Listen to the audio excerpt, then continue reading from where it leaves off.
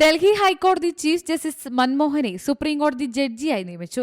നിയമ നീതിന്യായ മന്ത്രാലയം പുറപ്പെടുവിച്ച വിജ്ഞാപനമനുസരിച്ച് ക്ലോസ് 2 നൽകിയിട്ടുള്ള അധികാരങ്ങൾ വിനിയോഗിച്ച ജസ്റ്റിസ് മൻമോഹനെ രാഷ്ട്രപതി ചുമതലയേറ്റ തീയതി മുതൽ പ്രാബല്യത്തോടെ സുപ്രീംകോടതി ജഡ്ജിയായി നിയമിച്ചു.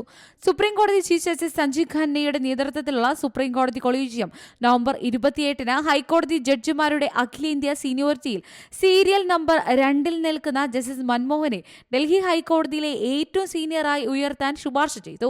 ജസ്റ്റിസ് മൻമോഹനെ തിരഞ്ഞെടുക്കുമ്പോൾ ഡൽഹി ഹൈക്കോടതിയെ പ്രതിനിധീകരിച്ച് സുപ്രീം കോടതിയിൽ ഒരു ജഡ്ജി മാത്രമേ ഉള്ളൂവെന്ന് കൊളീജിയം ചൂണ്ടിക്കാട്ടിയിരുന്നു. ചീഫ് ജസ്റ്റിസ് ഖന്ന ഡൽഹി ഹൈക്കോടതിയിൽ നിന്നാണ് വന്നത്. സുപ്രീം കോടതിയിലെ ഏറ്റവും മുതിർന്ന 5 ജഡ്ജിമാരുടെ കൊളീജിയം നവംബർ 28-ന് ചേർന്ന യോഗത്തിലാണ് ജസ്റ്റിസ് മൻമോഹന്റെ പേര് ഏകകണ്ഠമായി തിരഞ്ഞെടുത്തത്. ചീഫ് ജസ്റ്റിസുമാരായ ഖന്നയെ കൂടാതെ ജസ്റ്റിസുമാരായ BR ഗവായ്, സൂര്യകാന്ത്, ഹൃഷികേഷ് റോയ്, അഭയ സോഖ എന്നിവരായിരുന്നു collegium. National desk, Zee Malayalam news.